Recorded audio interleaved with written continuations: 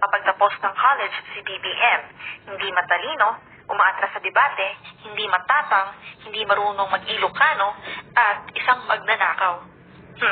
Totoo kaya mga ito? Tingnan natin. Hindi nakapagtapos ng kolehiyo si BBM. Walang duda na isa sa mga pinakaprestisyoso at respetadong universidad sa buong mundo. Tanging ang mga may pambihirang katalinuhan lamang ang itinuturing na may kakayang makapasa at makapasok sa nasabing kilalang universidad.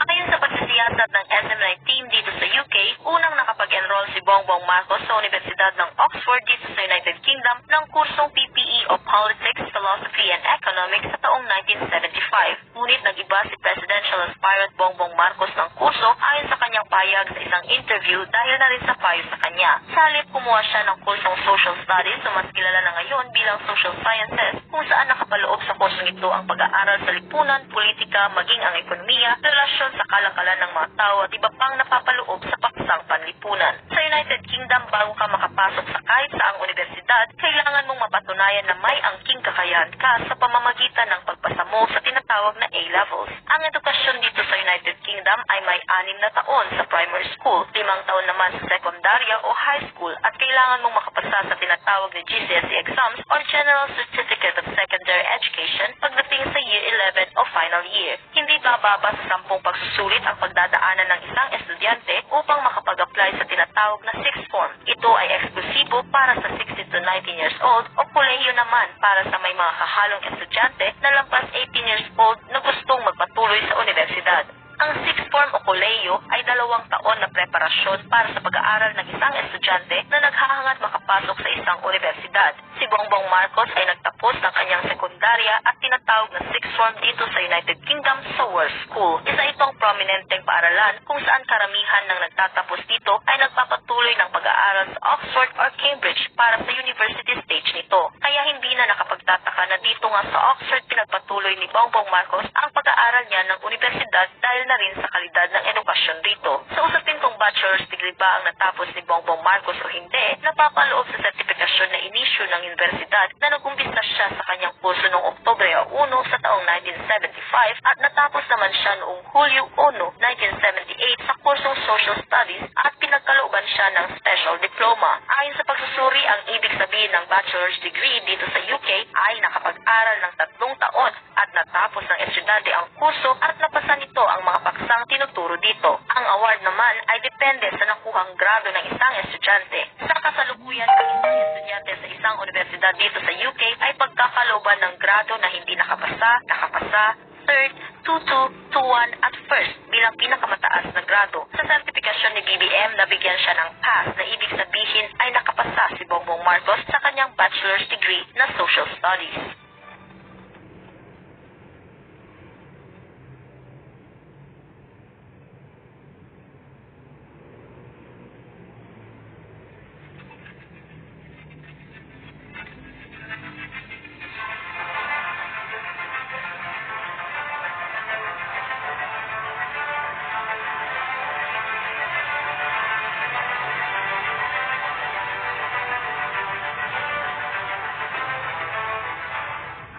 Hindi matalino?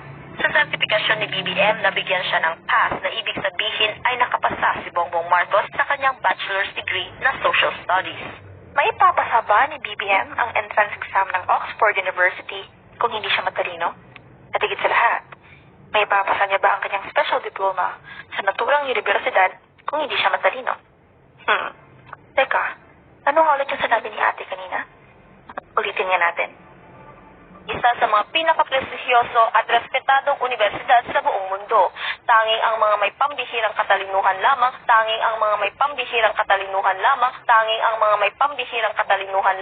ang itinuturing na may kakayang makapasa at makapasok sa nasabing kilalang universidad. We talked about the unfortunate change that Smartmatic did. Unfortunate, Mr. President, I think I would characterize it as rather more than unfortunate. It is illegal. Yes, Mr. President, and I think COMELEC itself has already castigated Smartmatic. Castigating Smartmatic does not remedy the situation. How was it allowed to happen? How was it allowed that the password of the COMELEC was used by a Smartmatic a Smartmatic staff operative employee was allowed to use the COMELEC password to make that change without an NBank resolution authorizing such a change. That is a question that as to this day we have yet to find an answer. Are you also saying that it only affected the vice I presidential? do not know what happened. Exactly. This is the whole point.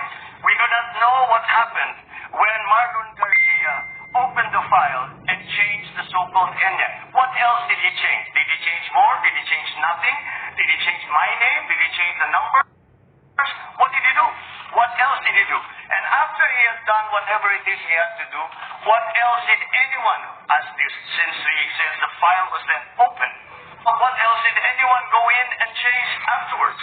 And after the file was locked open, who else went into that file and made alterations? We don't know. We can be sure that the changes were indeed cosmetic. You will never hear about this from me again.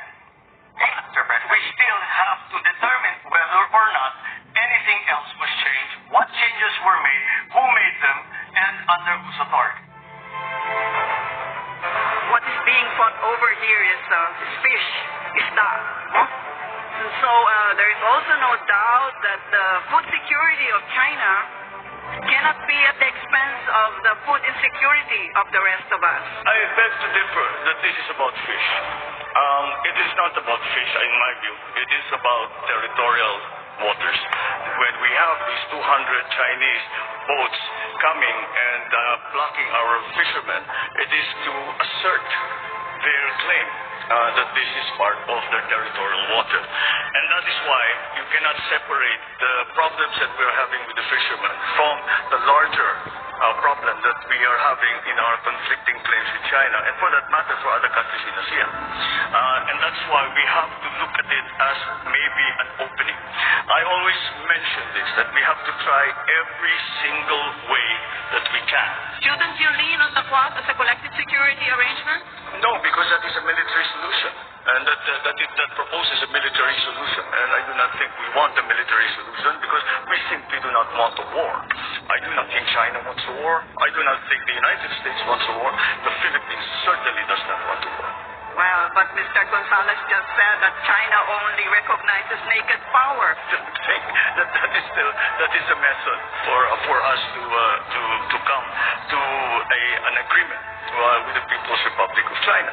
There are three ways to gain territory. One is upon agreement with arbitration by an international body, agreement of two or more parties. Number two is war.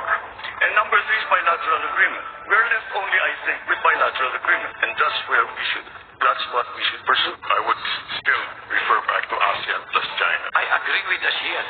I'm not raining on your parade, but I doubt very much that we should lead on ASEAN. That's definitely should be part of it because it is not a problem that we are suffering by ourselves.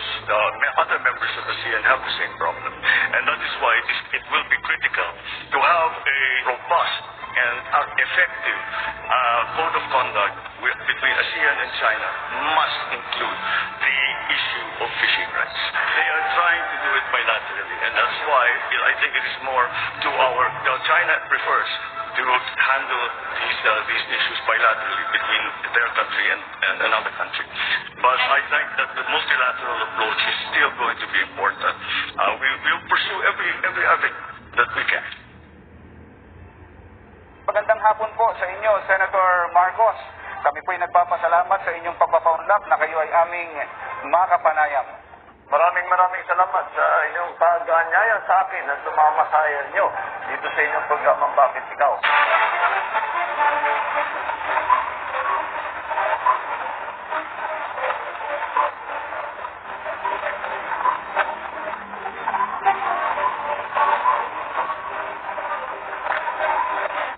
Hindi matapang.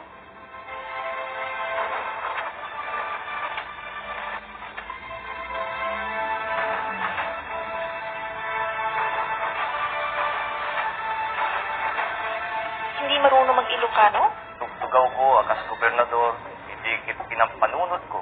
Medline, yung karikon ti bagik na agserbi iti probinsya. Ken kadagit tao. Magnanakaw? Kaumay ah.